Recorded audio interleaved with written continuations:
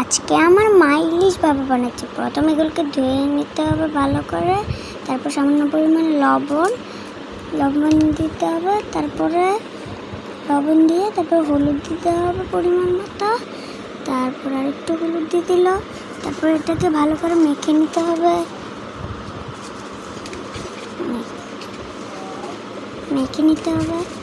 আরেকটু ভালো করে তারপর মেখে নিয়েছে, তারপরে একটু সর্ষে, তারপরে নুন লঙ্কা দিয়ে বেটে নেবে, এটাকে বেটে নিল।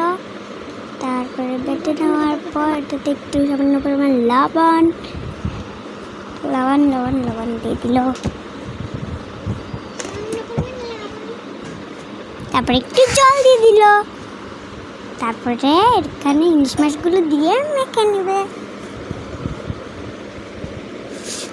ইলিশ মাছ দেওয়ার পর একটু তেল দেবে, তেল তারপরে মেখে নেবে।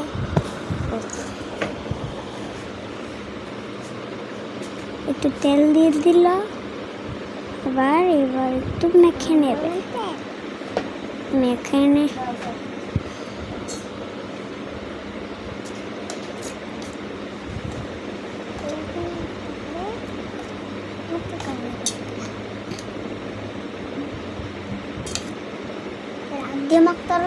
মেখে নিচ্ছে আমার মা। তারপর এখানে লঙ্কা দিয়ে দিতে হবে 3টে, তারপরে জল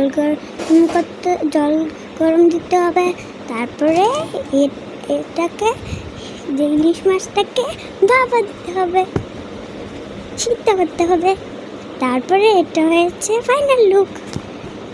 ভালো লাগলে লাইক করেন। Bye bye.